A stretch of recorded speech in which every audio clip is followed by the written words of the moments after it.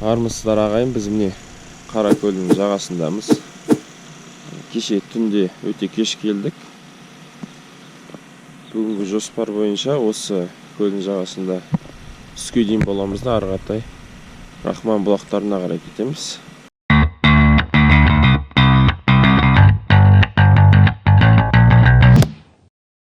Түнде суға түстік, су өте суық. Марқакөл сияқты емес, Марқакөлден де суық. Ағаларымыз бала болып жатыр екен. Енді келіңіздер.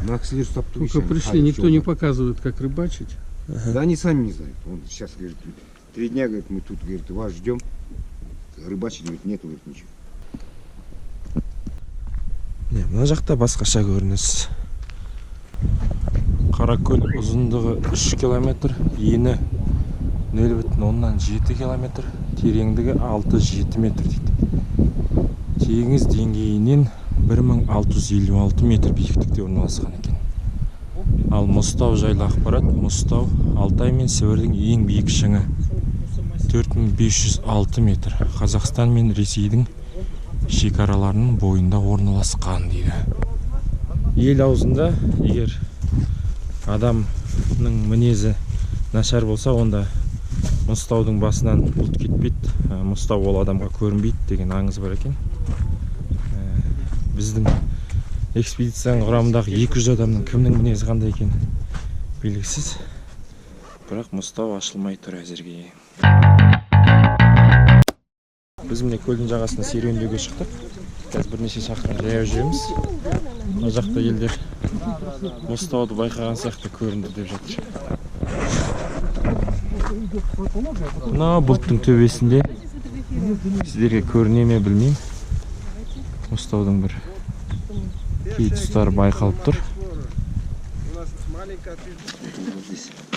Видишь, мы вот так вдоль озера, вот так, вдоль границы, и вот она Белуха.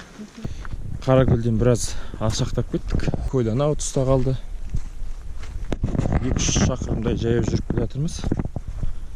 Мына жерде күннің салқындығына қарамастан маса көп екен. Жаңа масаға қарсы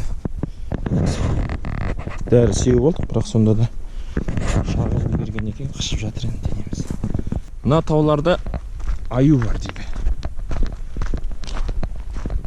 Енді бізге кезіге қоймас, бірақ сәл орманға кірсең аю кезігіп қалуы мүмкін деп жатыр елдер. Міне көлден біраз алшақта кетіппіз. Мына төменде Қаракөлге құятын өзен ағып жатыр. Өзен дегенде кішкентай су.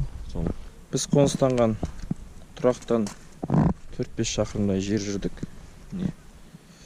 Үйге тап болдық.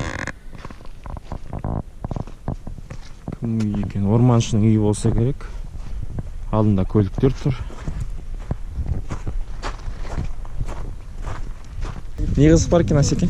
Ау, не қызық бар екен? қызық онша жоқ, ана жерде бір тас бар. Пластиковый тас, таста QR-код, Белуха деп жазылып тұрған. Ол да бірақ өкінішке орай пластиктен жасалған. Білмеймін не себебін. Тас толып жатыр. Мынандай тасты гравировка жаса әдемі болады. Ауыстыратын болса, осындай тасқа ауыстырыңдар. Ұсыныс.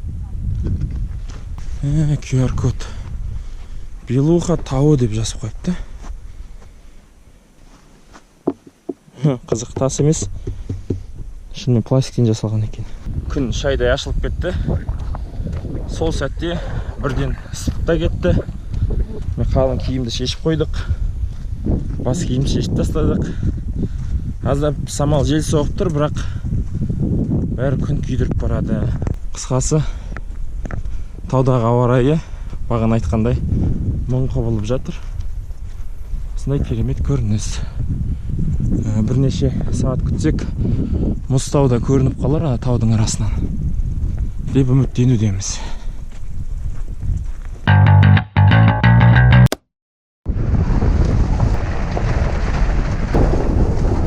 Не біз Рахман қайнарларына қарай жолға шықтық. Жол әдеттегідей нашар. Жол бойындай ақыланған қарағайлар кездесіп жатыр. Бір аянышты көрініс. Рахман қайнарларына да жеттік.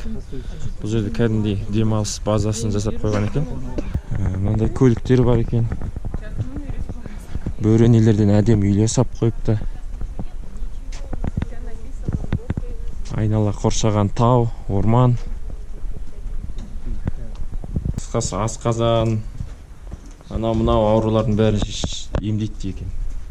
Жеріне бұлақ су ағып жатыр. Арнайы жасап қойған. Су жылы. Бір қызығы мына тұста андай үйлер көп, бірақ бүгін орын жоқ екен мұнда. Бәрін алып қойыпты алдын ала.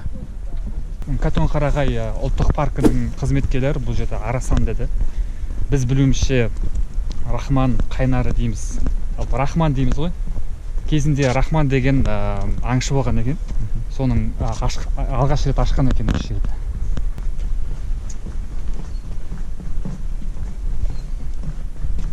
Міне Рахман көлі дейді. Аңшы бұғыны қуған ғой. Рахман көлі екен. Сосын осы жерге жеткен. Аңшы, иә? Иә, бұғыны қуған. Сосын бұғы осы жерге келіп, суын ішкеннен кейін жазылып. Аңшы осында қалған ғой. Рахман деп аңшының атын атап кеткен. Міне, осындай көл. Оны кәдімгідей үлкен көл екен. О, мұндай қайықтар бар. Үйлер суға түскелі жатыр. Мынау пластиктен жасалған шағын бассейн. Суға түсе алмайтын беңіз? Мен міне Рахман көліне түскелі жатырмын. Аға, су суық па екен? Жоқ. Аха, жоқ. Суық емес екен дейді. Салқында.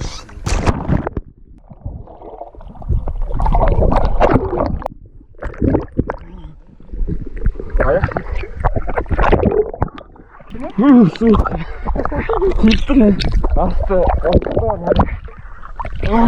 Суға кіргеннен шыққан тез болды. Біздің уақытты қыздау болып тұр. Әйтпесе бұл маңды біраз аралайтын едік. Сол уақытты қыз болғандықтан Рахман көліне суға түсе салдық. Енді қайтадан Қаракөлге қарай кетіп бара жатырмыз. Қайтадан 2 сағаттық жол күтіп тұр алда. Кеш батып қалып жатыр енді. Түн болмай Қаракөлге жетуге тырысамыз.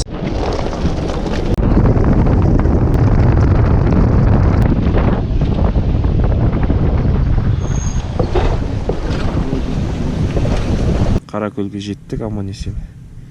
Осымен экспедицияның 5-ші күні бітті. Дала өте суық. Бірден палаткамызға кіріп, қапшықтарымызға жатып алдық. Жақсы онда, ертең жолығамыз.